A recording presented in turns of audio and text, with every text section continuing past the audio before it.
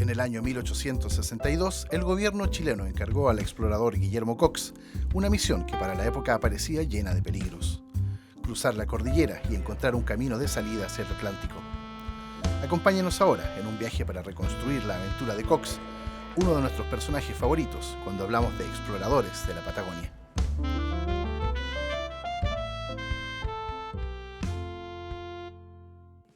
En una época en la que no había fronteras ni caminos claros, Cox tardó semanas en realizar el cruce por pasos cordilleranos, una ruta que hoy solo toma algunas horas y que nos lleva hacia Argentina, cruzando un territorio marcado por las fuerzas de la naturaleza. Las huellas de erupciones volcánicas se hacen evidentes a ambos lados de la frontera.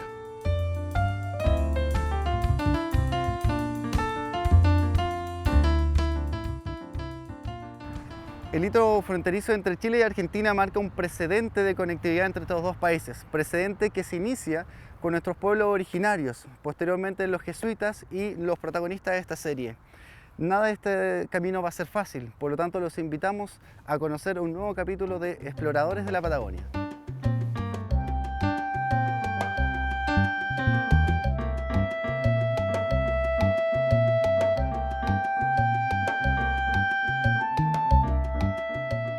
Llegamos a Bariloche, capital de la provincia de Río Negro, emplazada a orillas del lago Nahuel Huapi. Hasta aquí llegó Guillermo Cox, siguiendo la ruta de los antiguos misioneros jesuitas, mucho antes de la fundación de la ciudad, y en una época en que mapuches, tehuelches y pehuenches eran amos y señores del territorio. El siguiente paso de Cox fue construir una piragua para seguir las aguas del río Limay, desagüe del Nahuel Huapi, y hacia allá nos dirigimos, esperando tener mejor suerte que nuestro aventurero.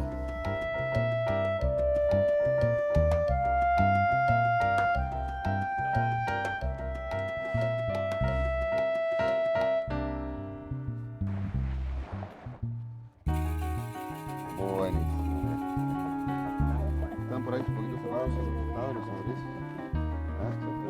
Eso. Y ahí lo vas a ir cerrando. Uno. Tienen cuatro ganchitos. Perfecto.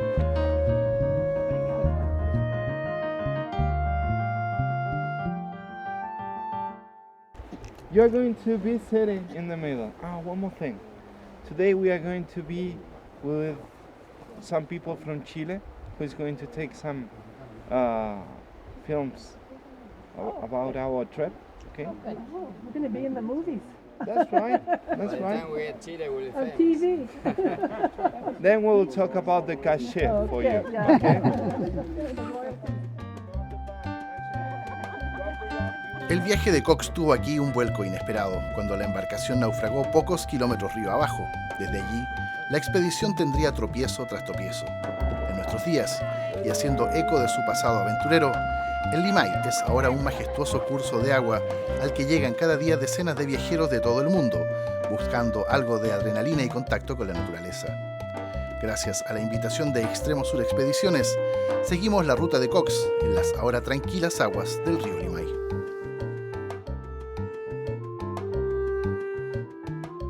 El río Limay es finalmente el desagüe del... Es el único desagüe del lago Nahuel Huapi y sus lagos adyacentes, el lago Correntoso, el Gutiérrez y bueno, algún otro lago más. Ya.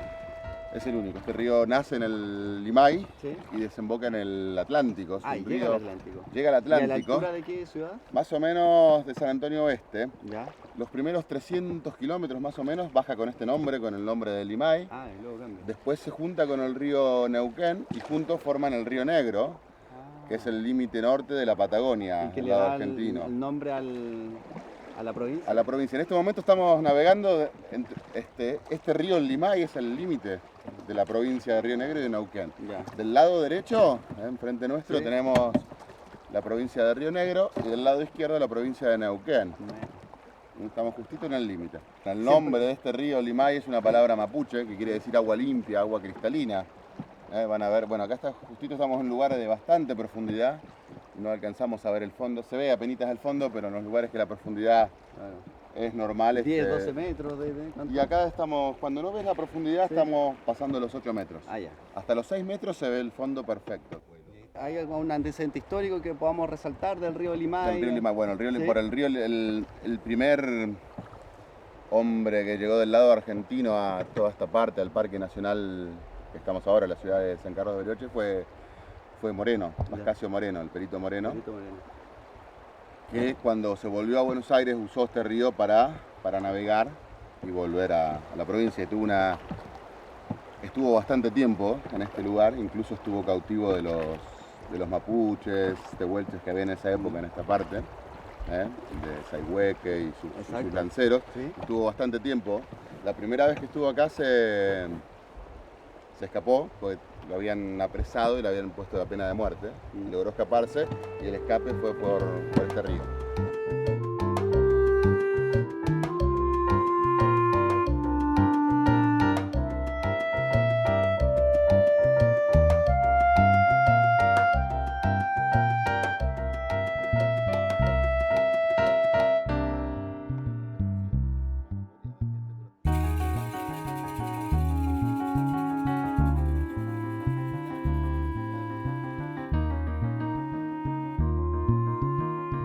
Después del naufragio, la expedición de Cox es hecha prisionera por los clanes mapuche que dominaban el territorio. Era en aquella época un mundo sin fronteras que se entendía de este a oeste y no de norte a sur, tal como nos cuenta la historiadora argentina María Andrea Nicoletti.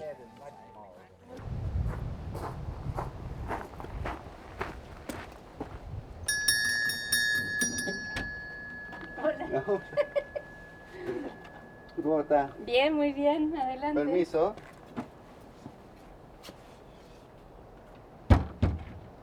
María Andrea, bueno, es importante rescatar en este recorrido un poco cómo es que los distintos estados, ya sea Chile o el estado argentino, comienza a ocupar el territorio sur, la Patagonia. ¿Cómo podríamos definir, primero si tuviéramos que definir, darle un adjetivo a esta ocupación? ¿Cuál es tu postura, cuál es tu idea en torno a esta ocupación? Bueno, el primer objetivo es el objetivo que mueve al mundo, que es el objetivo económico. Hacía relativamente poco que el Estado argentino había comenzado a consolidarse políticamente y quienes ostentaban el poder eran los dueños de la tierra, de las tierras fundamentalmente productivas, que eran las tierras pampeanas. Entonces esta élite conservadora busca más tierras. Y esta búsqueda de tierras los lleva prácticamente con toda su estructura política, social y militar hacia las tierras del sur, que eran las tierras que ellos consideraban no ocupadas. Y ahí viene todo el imaginario del desierto.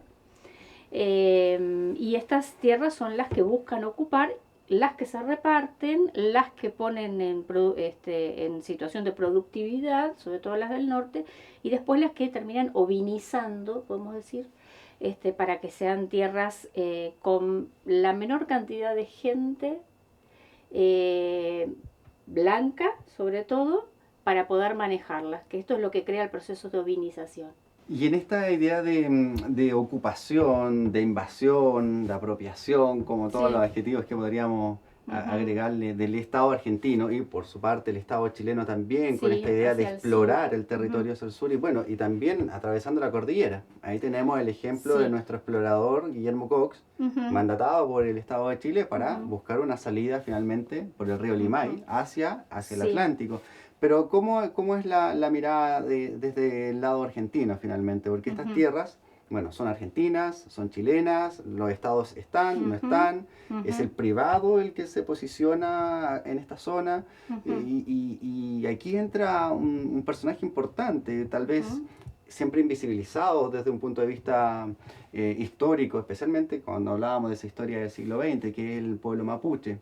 Entonces, ¿cómo podemos mezclar estas tres figuras, que es el Estado de Chile, con sus exploradores, el Estado de Argentina y su proyecto, y el pueblo mapuche, que finalmente era el dueño de la tierra? Exacto. Entonces, ¿cómo podemos mezclar esta historia? Bueno, la verdad que es muy compleja y no es una historia que muchas veces en las escuelas se enseña, bueno, la Patagonia a partir del siglo XIX, de 1879, que es el tema de la ocupación, cuando en realidad la historia es mucho más profunda y lo que podemos decir es que en realidad esta búsqueda es una búsqueda desde que los españoles llegan a estas tierras, la búsqueda desde el Atlántico hacia el Pacífico y del Pacífico a salida al Atlántico es una búsqueda permanente de las coronas, de la corona española, de los estados y de los pueblos que tienen movilidad y que son los más invisibilizados, pero que también cruzan de uno y otro lado de la cordillera y también buscan las salidas para sus propios productos y para sus propios intercambios. Cuando la Argentina y Chile separan, constituyen sus estados y entonces la cordillera pasa a ser un límite geográfico y una barrera justamente que marca la soberanía de uno u otro pueblo, eso es una cuestión de construcción estatal, porque la gente que vivía aquí no pensaba en esos términos, ni vivía en esos términos. Digamos, para el pehuenche, cruzar la cordillera era simplemente cruzar la cordillera, no ir hacia Chile o ir hacia Argentina. Eso es importante porque de algún modo se pensaba el territorio, la cosmovisión mapuche, podría pensar el territorio de una forma oriente-poniente, Absolutamente, esto-este, sí. y no como nosotros la pensamos en la construcción desde el Estado, ¿cierto?, moderno, No. que es longitudinal, especialmente en nuestro país Chile, y bueno, la Argentina, que también se proyecta también en una ocupación de norte a sur. Exacto. En los términos de los pueblos originarios es el Murumapu y el Puelmapu, donde el intercambio es absolutamente frecuente y poroso y de la vida cotidiana no visualiza esta cuestión del Estado. Los pactos entre los caciques y el Estado es cuántas veces el Estado argentino y chileno transgredió y traicionó esos pactos. María Andrea, muy agradecido por de que nos hayas recibido acá. No, Yo al creo que ha sido una contrario. muy fructífera conversación. Bueno, espero que sea una conversación que permita destrabar cuestiones entre dos naciones que nos queremos mucho y que tenemos una historia común y un territorio común. Exacto. Tenemos que empezar a pensar en el territorio común. Exacto. Yo creo que tú has sido un personaje clave también en esta idea de hablar de la Norpatagonia chileno-argentina, pero no con una frontera, sino con una frontera. Constantemente hablando, ¿cierto?, en un territorio que tiene una cultura en común, muy interesante, muy fuerte, y que al parecer esta idea del Estado Nacional nos quieren dividir las aguas, pero Exactamente. aquí está el rol de la gente aficionada y gustosa de la historia. Bueno, me alegro. Muchas gracias. No, por favor, gracias a ustedes. Para los grupos de poder que dominaban la política de Chile y Argentina a mediados del siglo XIX, conquistar nuevas tierras era una motivación importante para avanzar en la exploración y ocupación de la Patagonia. En nuestros días, sin embargo, otros han encontrado en este suelo, y sobre todo bajo la tierra, fuentes de conocimiento y de una riqueza distinta. Hola, buenas tardes. Hola, ¿Qué tal? don Rodolfo, profesor. Un gusto. Un gusto. Sí, el mismo. Roberto Matos. Bueno, un gusto de que haya venido. Excelente. Sí, gracias a usted por recibirnos en su museo, aquí en el Lago Gutiérrez. Bueno, gracias. No, gracias a ustedes por venir desde ya. Sí, Bien. siempre son bienvenidos.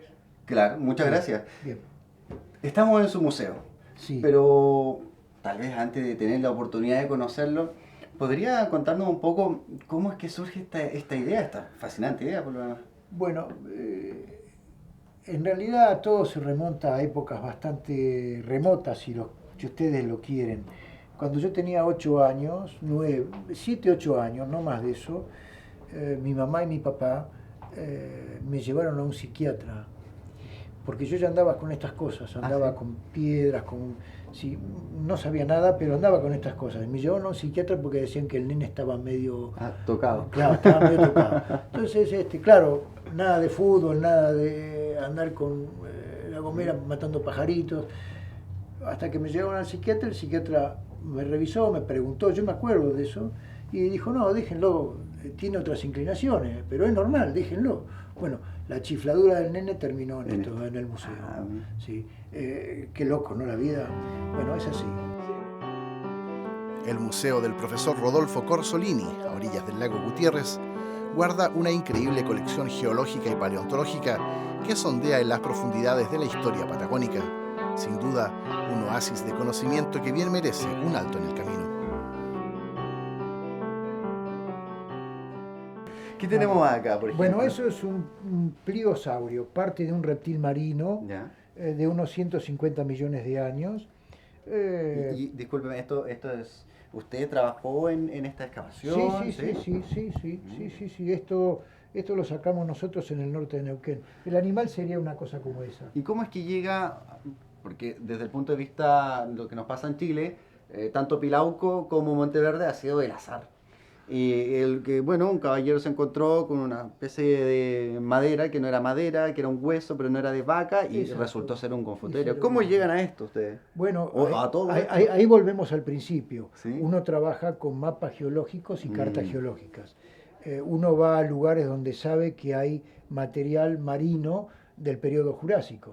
Después camina en la montaña, que tenga suerte o no, eso es otra cosa.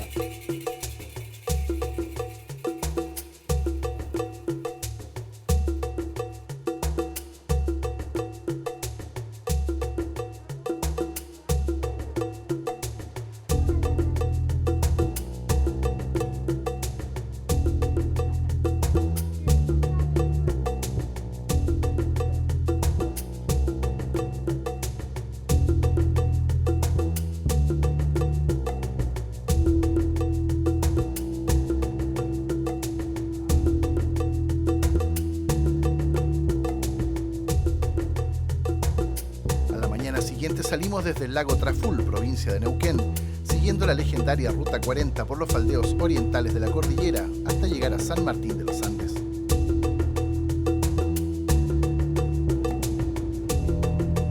Este es un punto clave en la aventura de Guillermo Cox, donde decide dejar a sus compañeros como rehenes de los mapuche y cruzar los pasos cordilleranos buscando llegar a Valdivia, donde compraría aguardiente para canjear por el rescate de sus amigos.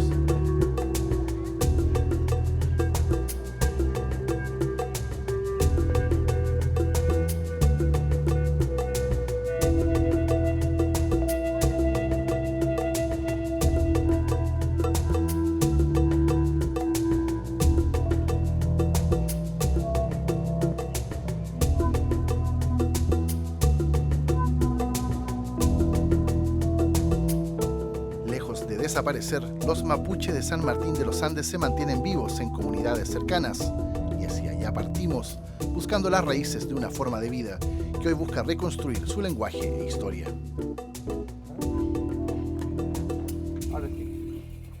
¿Cómo te va? Yolanda Curruinca. Ya. Roberto Mato. Esto lo saco de las ovejas, ¿ves? ¿Y usted en algún momento también logra teñir la lana o es la Sí, lana a natural? veces teñimos. ¿Sí? ¿Y cómo la tiñe? La teñimos con plantas. Al modo natural, Sí, totalmente. Sí, todo natural.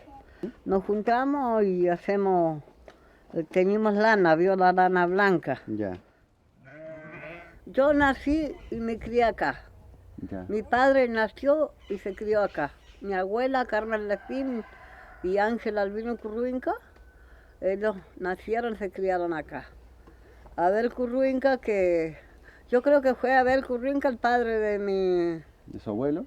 de mi abuelo, no estoy en claro. Ya. Y Bartolomé fue tatarabuelo mío, el primero que su vida vivió en Quilaquina, pero él no fue de acá, de Quilaquina. Ya.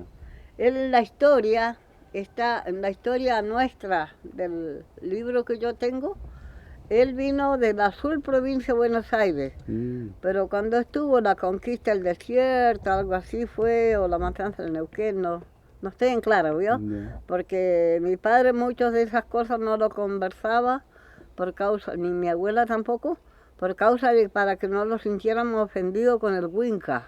Sé que llegó el ejército español primero acá, Claro. cuando devoró a todo, ¿vio?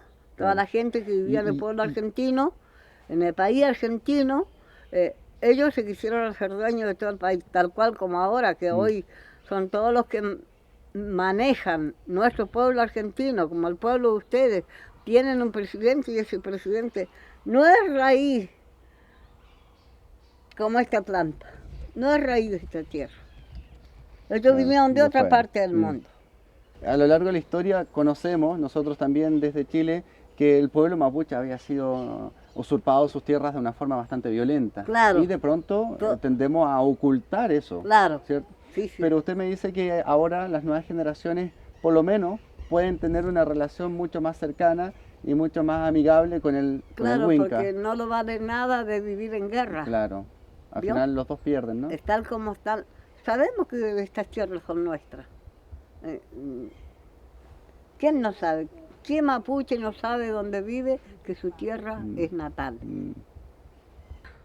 Muchas gracias. Bueno. Nosotros vamos a seguir en camino. ¿El viaje? Sí. Bueno. Gracias. Gracias a ustedes por venir. Llega la hora de volver a Chile y lo hacemos por los caminos que alguna vez recorrió Guillermo Cox buscando llegar hasta Valdivia. El paso Guajum nos da la bienvenida al territorio chileno y nos invita a recorrer el lago Pirihueco, una ruta que sirve para conectar además a las localidades aisladas de la cordillera con Panguipulli y Valdivia.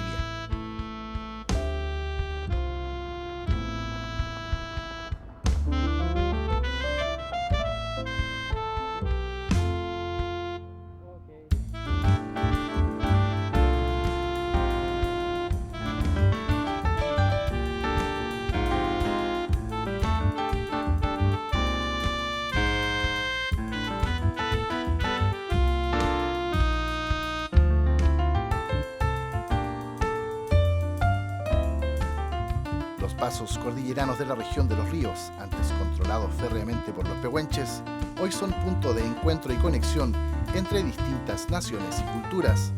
Caminos que tienen cada uno su propia historia y que nos invitan a pensar y vivir sin límites y a viajar más allá de nuestras propias fronteras.